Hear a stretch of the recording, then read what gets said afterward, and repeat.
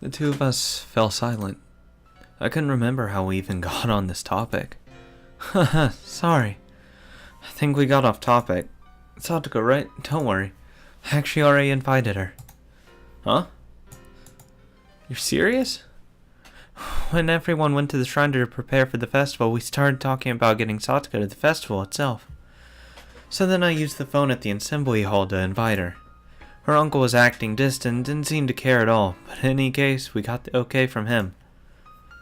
We decided to all meet up and go together tomorrow. You okay with that, Satoshi? Stupid. I'm not Satoshi. I was a little relieved. I hadn't needed to make the phone call. Satoko had already been invited to the festival. And not in the way that smelled of blood, a way to leave her uncle alone to create time for me to kill him. They purely wanted Satoko to enjoy herself, so they invited her. In the end, it was the same, but I was happy for her. That slight difference. Sorry, I guess I didn't need to call then. First yesterday, now today. Sorry for saying such weird things. Just forget about it. No, I'm the one who should apologize.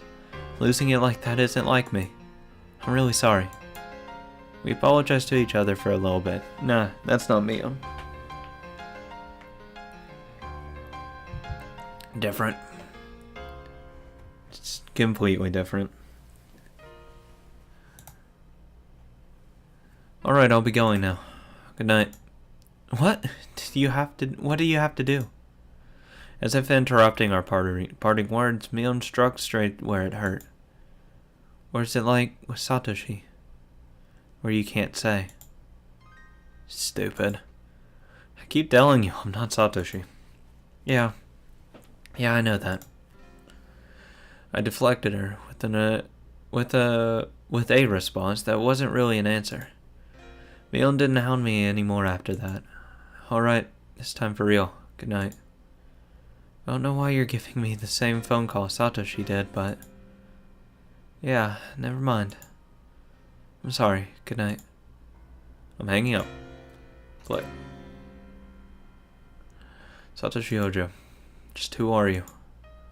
I scorned you as a coward who ran away abandoning his sister.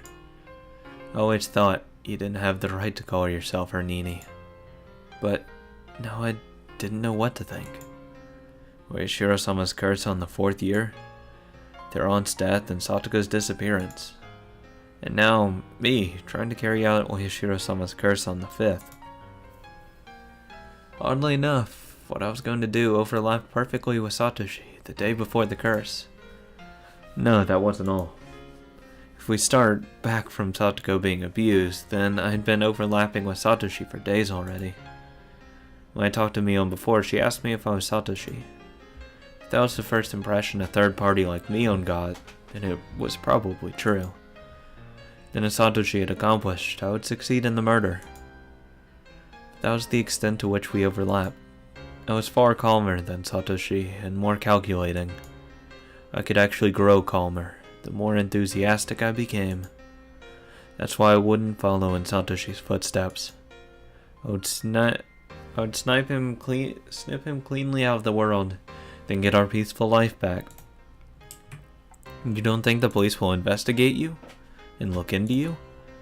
Maybe Satoshi has been with me ever since I chose to use Satoshi's bat as my weapon. No, maybe even longer than that. When I decided I'd be her Nini, maybe Satoshi had been residing within me then too. Satoshi, were you really a coward? Or are you a true Nini even now, the kind worthy of Satoko's love? I never met him, never spoken to him, didn't even know his face, and yet I felt so connected to him. I'd never felt that way before.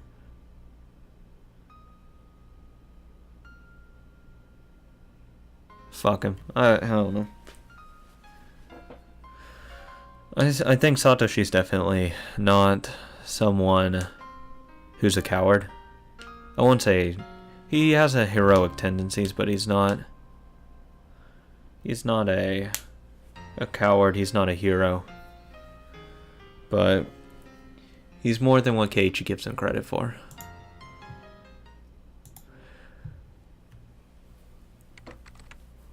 July 1982. Okinomiya Police Station, 1st Investigation Division. Chief Takasugi. Prefecture Police Headquarters for the Eradication of Drug-Related Crime. Shishibone Branch Head. Regarding incident designated as undercover investigation. This message is to inform you that a section of the testimony records of an incident under the police headquarters jurisdiction has been found that is thought to be related to the undercover investigation of the incident in question. Okinomiya Police Station X, Hinamizawa Village Housewife Slaughter Incident. During investigation of subject, who was arrested for possession of illegal drugs, there was testimony related to the crime in question, and as part of it, we learned that the criminal had information only he would have known. Therefore, this record of testimony, duplicate attached, will be provided to you. If this testimonial is to be believed, then there is an extremely high chance that the subject was the culprit behind the incident in question. In addition, the head investigator on the case received the report and inquired as to the incident with the Okinomiya Police Station.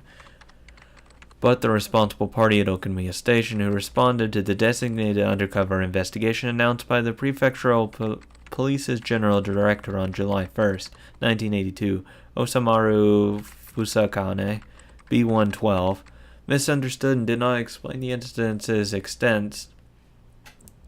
existence to the head investigator on the case properly. Because of this, the case head investigator was not aware of the importance of the testimony as it related to the case in question, and as a result was negligent when combing the scene. God. We apologize for having left in the dark until now. In addition, there is a postscript stating that suspect died while in confinement yesterday, on a date. Fucking weird. Strange. Nothing like strange incidences.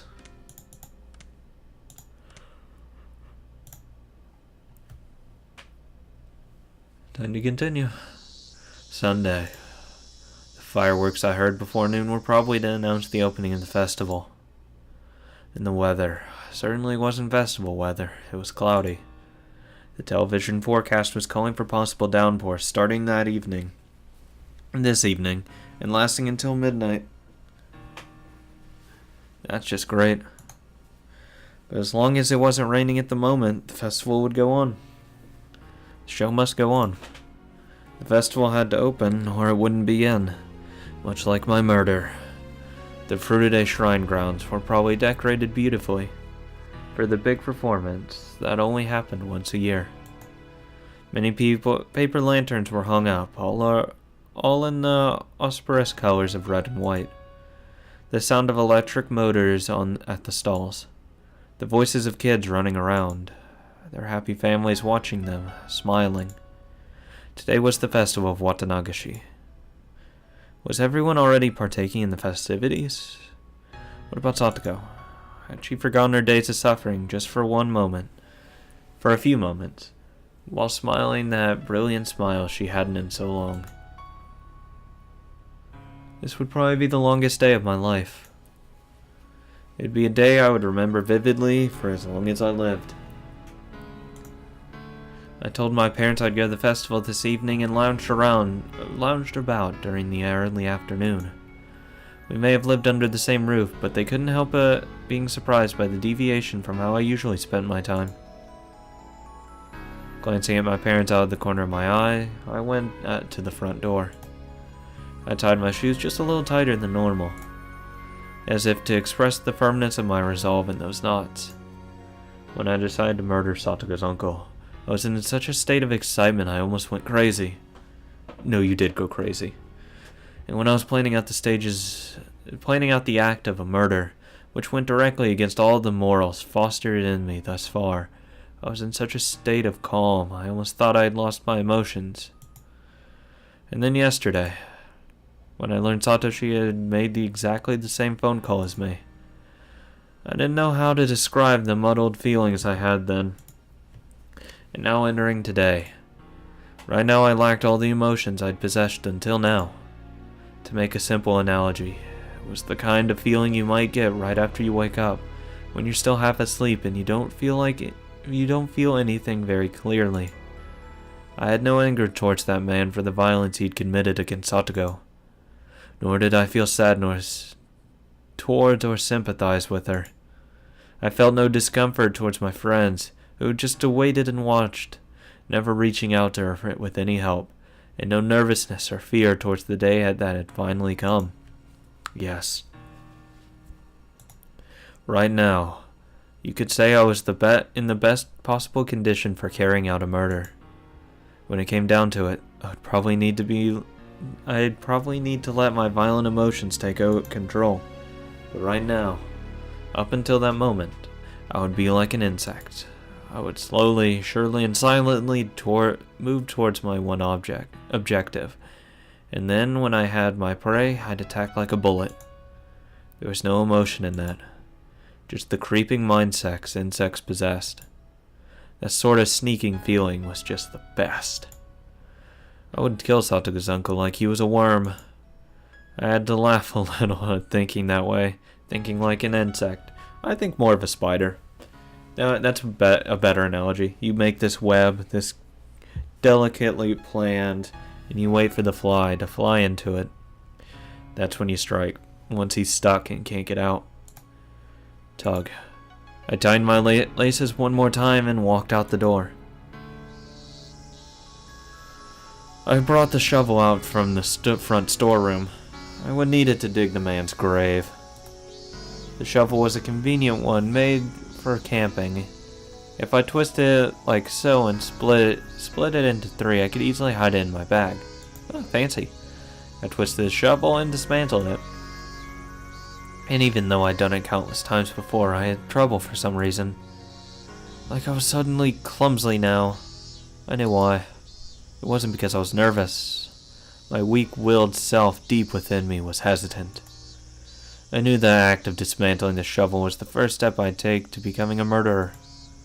The last twist was conspicuously difficult, but it finally submitted before the strength of my determination.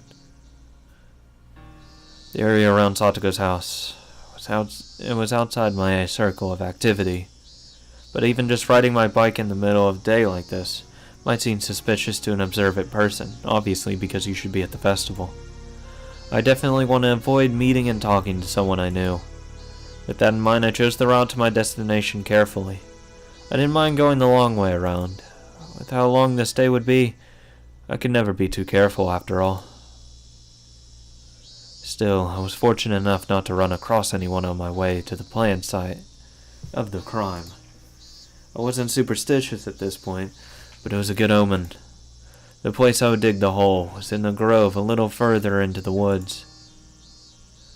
I was worried I might not make it to the same place as before, since there were no signs to guide me, but I arrived there smoothly and as expected.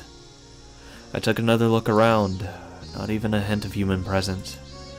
The air was a little damp, but it was comfortable in the cool shade of the trees. I took the disassembled shovel out of my bag and began skillfully putting it together. God, Keiichi's so fucking... He's crazy. Then I stuck the tip of the shovel into a soft-looking patch of ground, pushed on it with my foot. The shovel would split into the earth if I put some strength into that foot. The act of doing so seemed awfully like the point of no return, and it made me hesitate. God, I hate using shovels, honestly. I fucking hate it. Mainly because I had to, move, almost a ton of fucking dirt. And it was the worst. I fucking hate shoveling. It goes by quickly at first, but once you're, halfway through whatever it is, good God, your hip hurts. Fucking Christ. Especially if you're trying to drive through, solid clay. Fuck. It takes so much effort. Once you start getting, deeper down into the ground, God, it gets hard. Especially if there's, rocks in the way. Fuck you. That's what really sucks. I was just digging a hole with a shovel, but it made me gulp hard. Calm down, Keiichi Maebara. Let's do a countdown. Get it done on the count of 3, okay? Alright. 1, 2, couldn't do it on the countdown, despite it just being sticking the shovel into the ground, and I had to count down 5 or 6 times. Damn it, I'm just digging a hole. This is pathetic. As I thought that, I put my strength into my heel like I was stepping on something unpleasant, and split. Came the sharp noise. That's all you have to do. Just shift your weight right onto that foot. Easy way to do it. Huh. Oh. It's only soft at the beginning. Roots and stones quickly got in my way, informing me just how hard it was to dig a hole big enough for a person. No decent person would ever come here anyway. Maybe it would be enough to cover him up with some dirt. Every time a naive thought like that crept into my mind, I bit down on with my teeth and dug even harder. I've dug enough now. I could hide him like this. Every time I thought that, I would go down into the hole, grow disappointed at how shallow it was, and return to digging. Because you don't want, like, an ungodly amount of rain to come and it wash the dirt away, and then he's revealed. You don't want any smell to possibly come out. The thin layer of sweat on my brow eventually formed into drops and fell to the ground. My back was in even worse shape. Oh, that's right, your fucking lower back hurts too. My damp shirt adhered to my skin and it felt so disgusting. The things I couldn't stand the most were the mosquitoes. Maybe they were attracted by the scent of my sweat. The white and black striped mosquitoes would cling to me whenever I let my guard down. It was hot. It was disgusting. I was sticky. I was itchy. All those uncomfortable feelings surged through me in waves. Damn it all. So what? Are you telling me to pack up and go home? Is that it? I hadn't yelled at anyone. It was me talking to myself. Me telling myself something. Why was I feeling this way? Digging a hole all the way out here? What benefit would digging this hole give me? What harm would there be in not digging this hole at all? Wait, in the first place, who ordered me to dig it?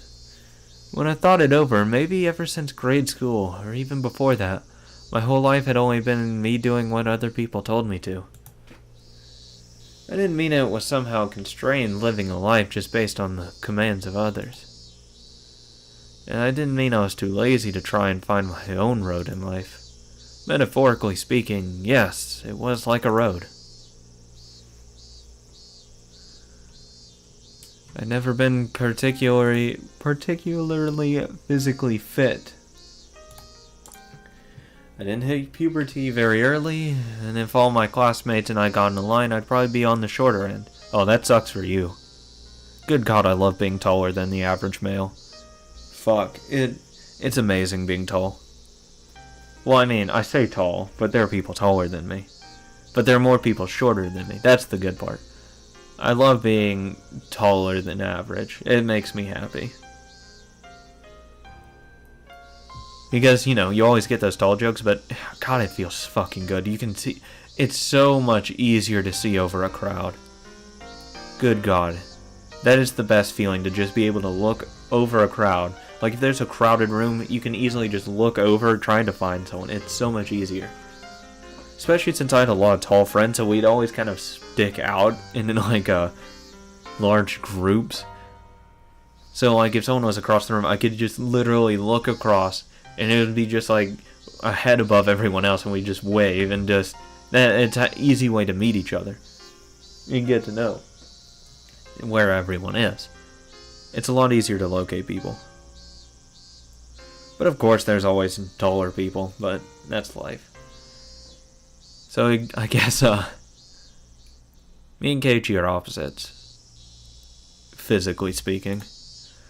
My scores in jump rope competitions and marathons were the very picture of average. Oh, fuck those. It wasn't like the captains of the dodgeball teams would have a passionate rock, paper, scissors contest to see which would get me. See, I never like going directly first. I like going somewhere in the middle. Because that's the best spot, right in the middle.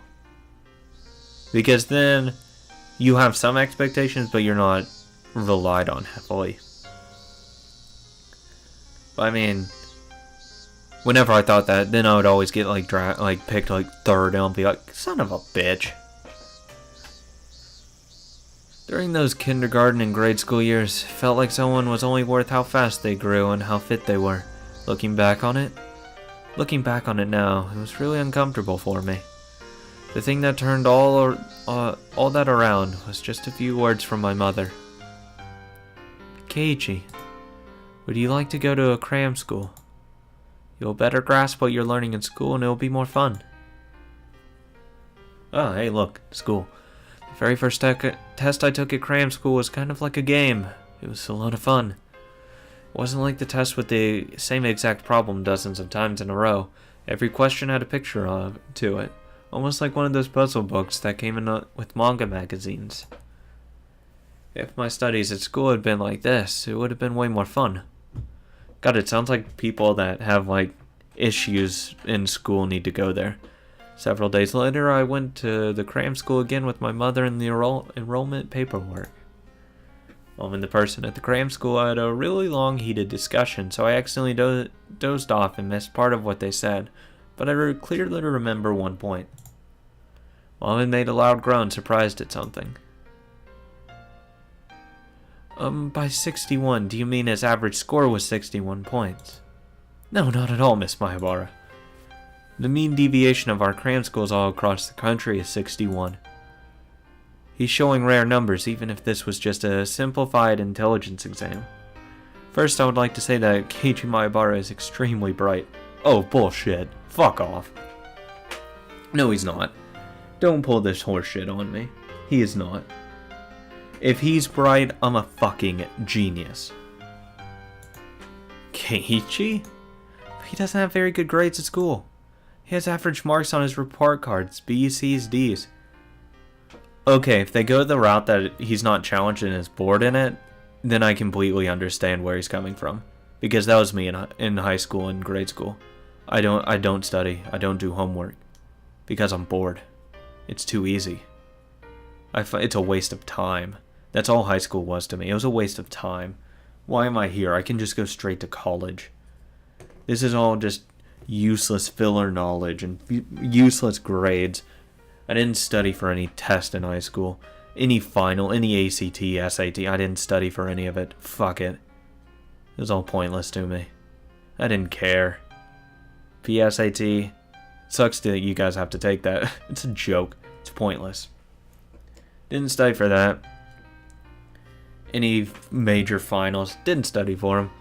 I always, whenever I got high marks, I would tell them, yeah, I studied some. But to the real friends I had who didn't care what I got, I would tell them, no, didn't study at all. I didn't care. At all. And they understood that. They knew how smart I was. Especially, that came known in senior year to a lot of my friends.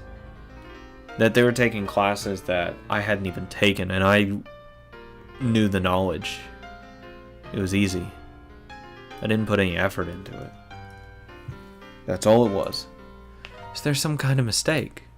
We gave him the Kraepelin test as well, and we learned some very interesting things as a result. My bar is extremely weak when faced with questions that doesn't have any meaning. He just has no interest in simple, dull questions that don't have to do with everyday life. I don't like questions that are useless. I agree with that. Because I know all this knowledge I'm learning in college, will I need it in a job? In an engineering life where it's already worked out for you? All you have to do is actually just plug in the numbers, look them up. The formulas, you don't have to actually remember them. That's what I go through. I know it's useless. My papers, I put minimal effort into papers. I get B's on them. I work on them for a night. One night for the rough draft, one night for the final, and that's it. That's all the effort I put into it. Research paper for history. Yeah, whatever due dates there are, I'll do it for that one night before it. And that's it. That's the effort. That's all I need to. Fuck, in chemistry where you're supposed to use this calculator, I don't use it. I don't need it. I don't care about it. It's the only semester I have to take of it. Fuck it. I just need to pass. So even if he doesn't know what 2 plus 3 is, if you told him he had 2 apples and then got 3 more, then he would understand that sort of question. Oh, he's really young. That's why. That's right. For example, instead of telling him to draw a flattened, foldable cube, what if we asked him what a die would look like when cut open? If we did that, he can answer beautifully. God, tests are a little different in American than Japan. We don't have those kinds of questions. Those are stupid. Draw a flattened foldable cube. God.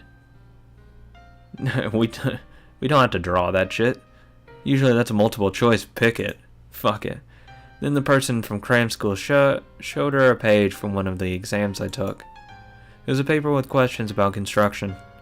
Construction questions were unusual, so they were really cool, weren't they? In this question, it asked to draw an unfoldable rectangular icosphere drawn, a shape with 20 sides.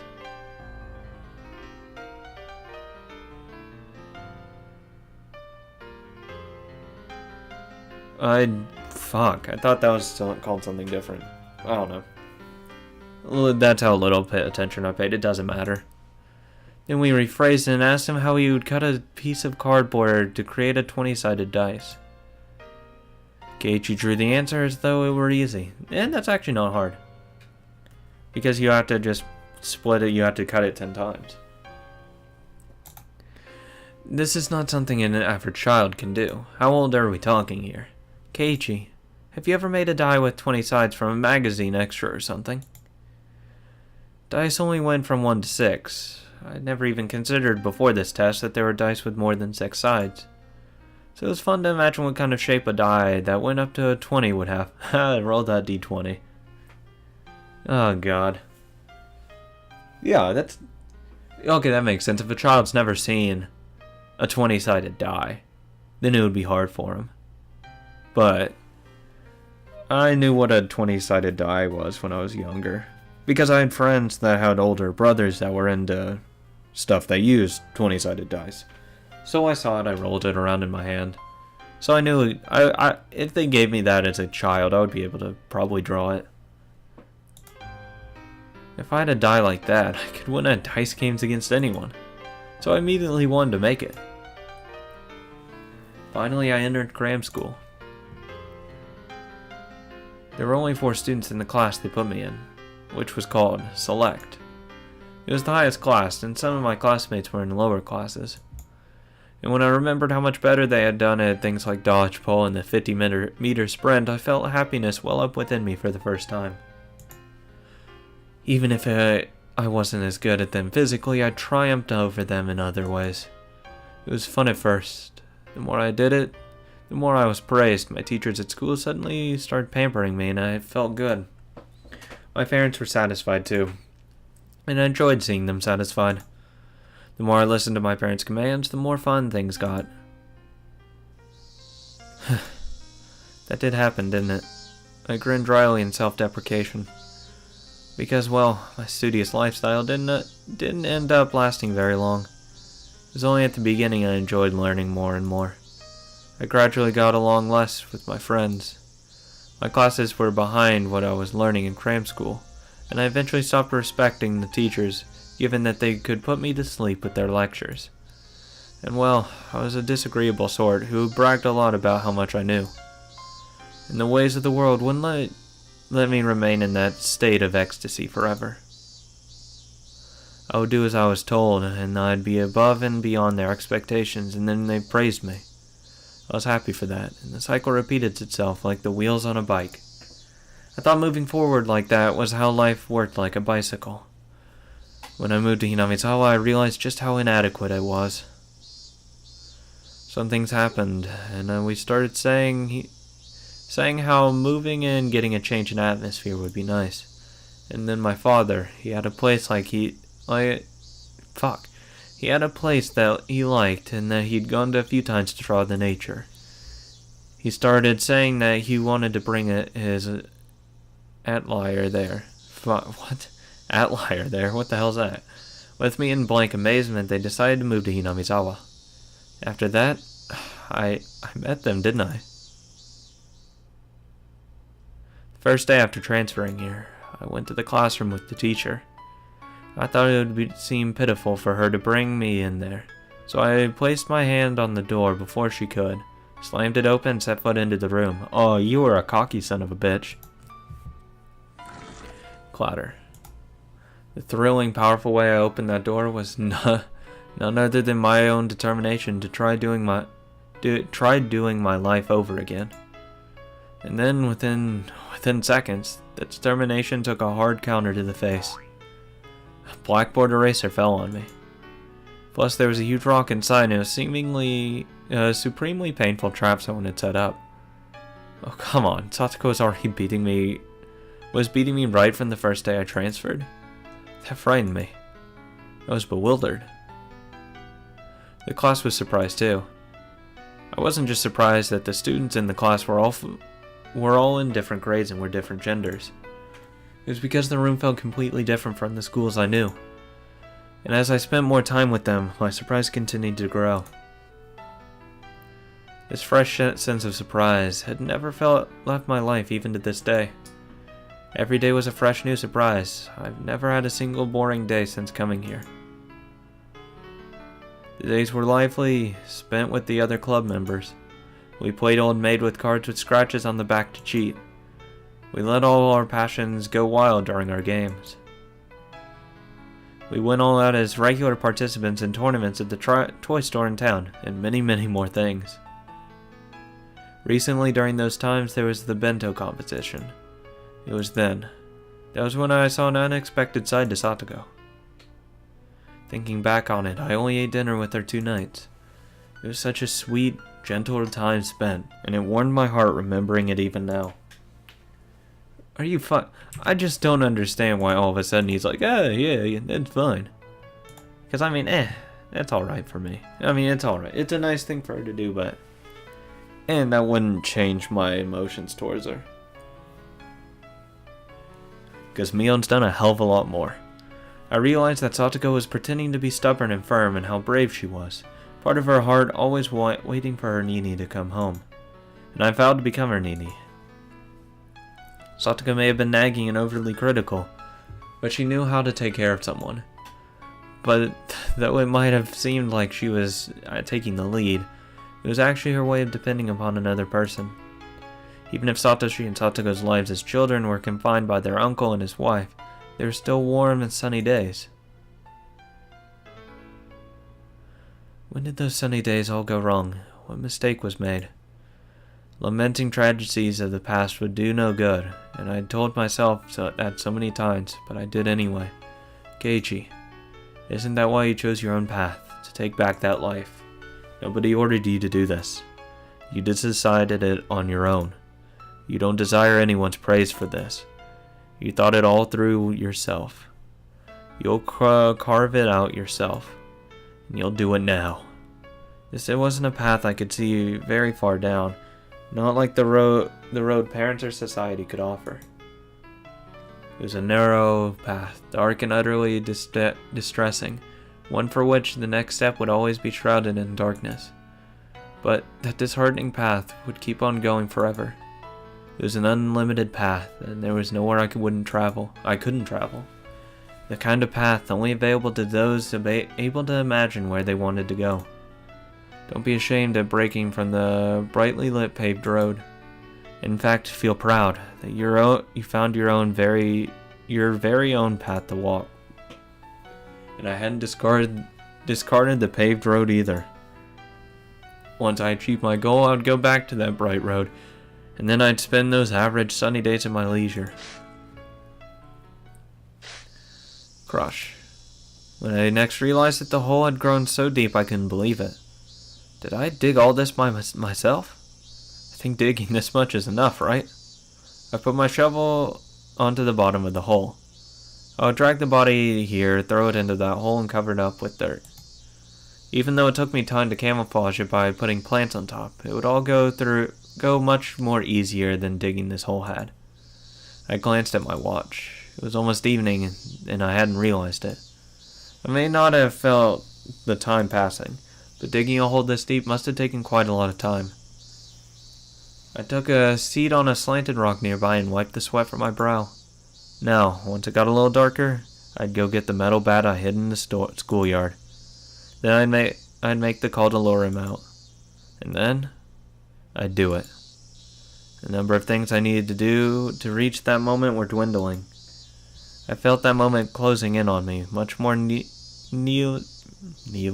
than I did the passage of time. I didn't have any hesitation, but I still felt that a contradiction. At every step in this process, I had a few chances to hesitate, to turn back, to let myself lose my nerve. Having endured those million temptations, and wait for when the time was right, was an indescribably slow and painful torture. I had thought myself acting all weak because of that, but I stopped midway through. This was okay. It was fun. I could detest the abnormal fat act of homicide as much as I wanted, and it didn't matter. I wasn't going to be a cutthroat killer after today.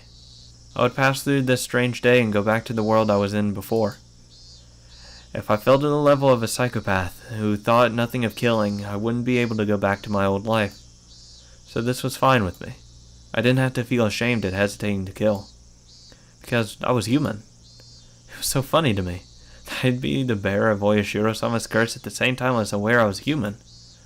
I exhaled lightly and stood. I concealed my presence and sharpened my senses in all directions to search for anyone around me but me. Okay, let's go. One step at a time. I would walk my own path, a path no one had forced me to walk. Let's do this. Keiichi Maebara. The cicadas made an annoying fuss. Their chorus covered up the suspicious noise of me breaking twigs underfoot. And their chorus filled the path far ahead of me, letting me know I would be alone for some time. The cicadas blessed the path I walked, encouraging me with every last ounce of strength they had. I am a god. The sky was far above. In not even an hour, the veil of night would draw near and the sky would be tinted with dusk. By that time, the Higurashi would let me hear their chorus in place of the cicadas. When that happens, would everything be over with? Would everything have ended? I said something along those lines when I felt Satoga's I left Satoga's fate up to a public agency, but this time was different. I would do it. I would carry it out. I would end it. It would all be over very soon. Everything would end. Yes, when the Higurashi cried. Dun dun dun. Oh, perfect fucking end. Ooh, God, I have to fucking end it there. Because that's too fucking that's too perfect of an end. Ooh, God, that sounds terrible. That's too perfect of an end. I have to end it there. Thank you guys so much for watching. I hope you enjoyed Keiichi's descent into madness and dark despair. But I'm tired of shit. Uploads lately are gonna be kind of crazy for me, but hopefully you guys won't notice. If you have noticed, sorry, I really do apologize. But it's a lot of stuff I can't control going on right now. Hopefully I'll get around it. Hopefully this Friday, I'm shooting for my first ever live stream. So stay tuned for any announcement on that. Hopefully Friday, which is going to be, I think the 29th, 28th, one of those. Either that Friday or Saturday I will be streaming. 28th. Probably it will start around 9. And I'll be fucking messing around with all the controls, making sure everything lines up, and I'll be playing a couple games. I haven't even decided yet. I don't know yet. I'll just fuck around. I'll probably jump to like 7 different games. Because I'm the type that kind of gets bored after a couple or like 2 or 3 hours, and then I'll just switch a game. Completely random. Any suggestions, I'll take them. I don't give a shit. As long as I have it, I don't feel like buying anything. I don't have money. I'm poor. I'm a college student. But anyways, thank you guys so much for watching. I hope you have enjoyed the series so far. I know I have. This one's definitely taken a different turn than I would have expected. But with that great outro, remember to like, comment, and subscribe. It really helps me know that everyone's enjoying it, getting every $0 they paid into this. Because all I want from this is to know that someone enjoys it. As long as at least one person enjoys it, then I don't care. I'll put as much effort as I need to. I'll continue doing this as long as there's one person out there watching. And the more people that watch it, even the more will and drive I will to keep recording and doing this stuff. So, see you guys next time.